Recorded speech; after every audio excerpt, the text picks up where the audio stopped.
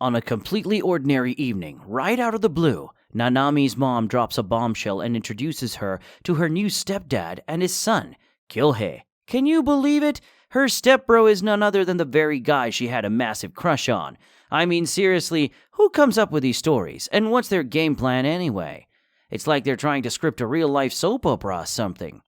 A few days later, Kyohei pulls off a ninja move and shows up at Nanami's school. She's flabbergasted and quietly stalks him as they walk. Naturally, Nanami wants answers, and she's all like, "We gotta keep this hush-hush, Kyohei." But Kyohei, he's all chill. No one's gonna jump to conclusions just because we're going shopping together. I'm just here to veto any hideous purchases you might make. Nanami's like, "Dude, you're acting like a kid. What if people start thinking we're dating or something?" And Kyohei, he's all, "I couldn't care less." This guy's a real menace, I tell you. Nanami can't believe how cool Kyohei is about all this, considering they only started living under the same roof a week ago, and before that they were total strangers. Kyohei hits her with the truth bomb that his mom passed away 5 years ago, and he's got no qualms about his dad's decisions. Nanami drops her own truth bomb. She wants her mom to be happy, but the one thing she didn't want was for Kyohei to be her brother. But Kyohei, he just brushes that off like a total Chad and asks if she's hungry. He suggests they grab some ice cream, and it makes Nanami pretty ticked off. She agrees, but she's not thrilled. So they're at the ice cream parlor, and Nanami trying to decide between strawberry milk and caramel. Kyohei, in his infinite wisdom, says, "Get both." But Nanami, being all diet conscious, is like, "Nah, I'm on a diet." Kyohei, being the champ he is, cancels his order and goes for strawberry milk and caramel, saying he'll share.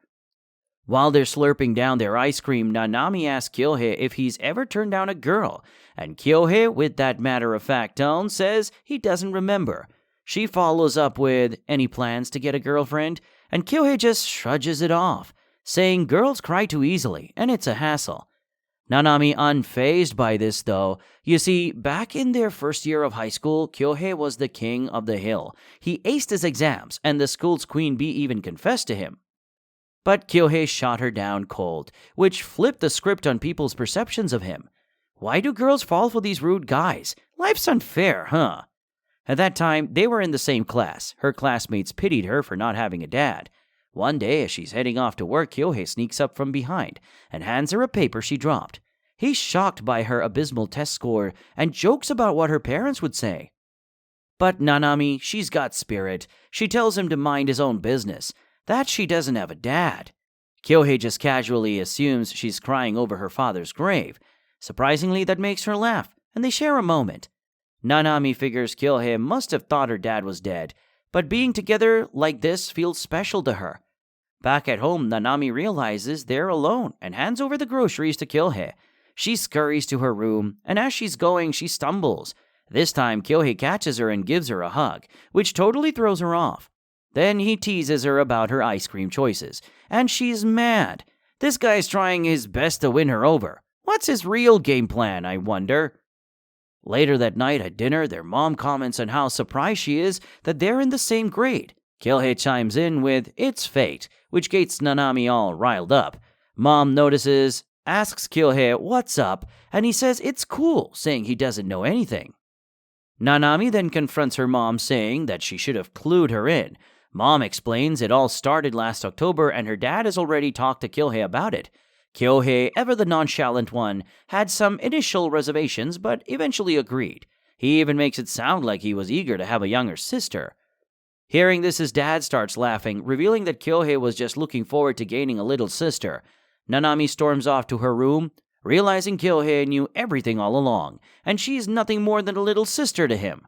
The next morning, her mom tells Kyohei she's already gone to school and that she'll be leaving early from now on. At school, Nanami avoids Kyohei, which gets him concerned.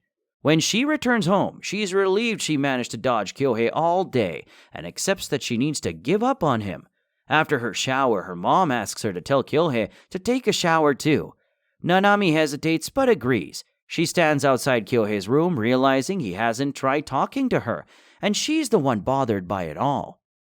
Just then, Kyohei opens the door and pulls her inside, demanding to know why she's so angry. She tries to deny it, but eventually orders him to move away before their parents see. Kyohei reminds her they're siblings, so it's no big deal. Nanami slaps him and asks him to stop, making her heart race if they're siblings. She wants him to understand her feelings and drop the sibling act. Meanwhile, Kyohei hears someone approaching and pulls Nanami under the blanket. It's Kyohei's dad, who walks in without knocking, only to find Kyohei asleep. While they're hiding under the blanket, Kyohei confesses that he didn't want a younger sister, but he agreed for her sake. Nanami's uncomfortable and throws off the blanket, jumping off the bed, saying she hates him. Kyohei reminds her that their parents can hear her shouting. Man, he's really playing the long game here. Wonder what his true intentions are. As soon as Nanami leaves Kyohei's room, he sits on his bed, thinking about how cute she is, and Nanami realizes Kyohei was just teasing her. The next morning, her mom forces her out of the bed, saying she shouldn't sleep in just because it's the weekend. Nanami's in a foul mood, unable to get any sleep because of Kyohei. After some bickering with Kyohei, who's at the dining table, Nanami starts eating. She's enjoying her food, and then Kyohei kisses her on the cheek, calling her a kid. She's flustered and yells at him to stop it. After a few months, Nanami finally builds up the courage to make lunch for Kyohei.